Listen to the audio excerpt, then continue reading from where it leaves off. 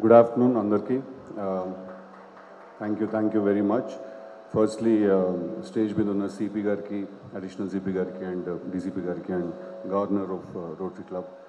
Thank you very much నన్ను వాళ్ళు ఇక్కడికి ఇన్వైట్ చేసినందుకు. Sir, CP గారు, I've been having a conversation. You look nothing short of a cinema hero అండి. So firstly, thank you so much ఇవాళ ఇక్కడికి invite చేసినందుకు.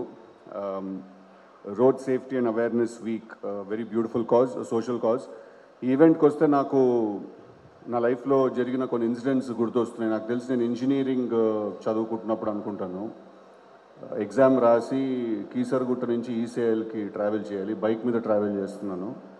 ఇప్పుడు నాతో పాటు మా కాలేజ్ వాళ్ళే ఇంకోళ్ళు వస్తున్నారు బైక్ మీద. ఎవరో నన్ను ఓవర్టేక్ చేయడానికి ట్రై చేస్తే మా రెండు హ్యాండిల్స్ గుద్దేసుకుని నేను పడిపోయి, రెండు బైక్స్, తన బైక్ పడిపోయింది, మాది పడిపోయింది. I think we were driving at a speed of about 70 or 80. అప్పుడు నేను వేసుకున్న హెల్మెట్ ఈ పార్ట్ విరిగిపోయింది.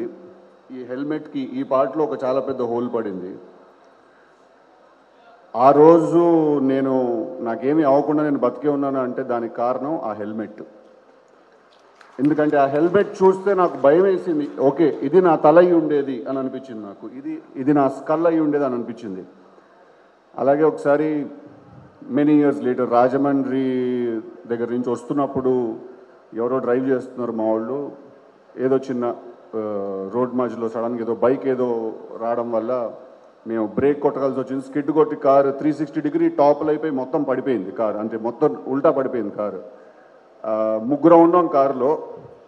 ఒంటి మీద ఒక్క మరక కూడా పడకుండా బయటకు వచ్చాం యాక్సిడెంట్లోంచి. 120 స్పీడ్ అయితే ఒక్క మరక కూడా పడలేదు. దానికి కారణం నేను వేసుకున్న సీట్ బెల్ట్.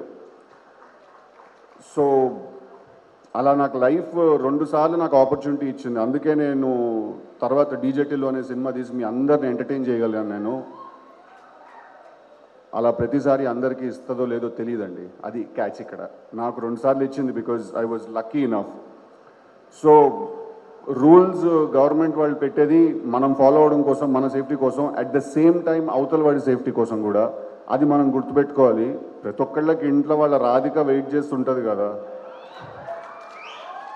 పోవాలి కదా ఇంటికి తిరిగి సేఫ్గా. సో మనం డ్రైవ్ చేసేటప్పుడు ఎప్పుడైనా రోడ్ మీద మనం ట్రావెల్ చేస్తున్నప్పుడు let's please make sure that మనం గవర్నమెంట్ వాళ్ళు పెట్టే రూల్స్ ఫాలో అవుతామని. ఎందుకంటే నాకు ఇప్పుడే సుబ్బారెడ్డి గారు చెప్తున్నారు అబౌట్ ద స్టాటిస్టిక్స్. ప్రతి సంవత్సరం ఎన్నో లక్షల యాక్సిడెంట్స్ జరుగుతున్నాయి, చాలా లక్షల మంది చనిపోతున్నారు. అండ్ దాంట్లో మేజర్లీ యూత్ చాలామంది ఉన్నారని.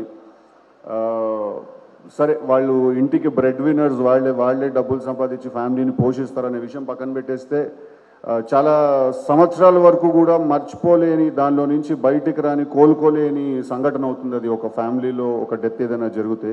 సో అది మనం ఎవరికి కూడా దానికి కారణం అవ్వకూడదు, అది మనం గుర్తుపెట్టుకోవాలి. సో ఐ హోప్ మీరు అందరూ డీజేటీలు మాట విని రోడ్ రూల్స్, సేఫ్టీ అంతా ఫాలో అవుతారని కోరుకుంటున్నాను. మన స్టేట్లో, మన దేశంలో మనం ఎంత రూల్స్ ఫాలో అవుతే అంత మనం అందరం సేఫ్గా ఉంటాము. మా స్టేట్లో ఒక రోజు రావాలి, అది ఎలా ఉండాలంటే 0 accidents రిపోర్టెడ్ దిస్ ఇయర్ అనే రోజు వస్తే అప్పుడు నేను కమిషనర్ గారితో మాట్లాడి సిటీ సెంటర్లో అట్లుంటుంది హైదరాబాద్తోని అని ఒక పోస్టర్ వేయిస్తాను. నేను ప్రామిస్ చేస్తున్నారా మీరు? థ్యాంక్ యూ అండి, థ్యాంక్ యూ వెరీ మచ్.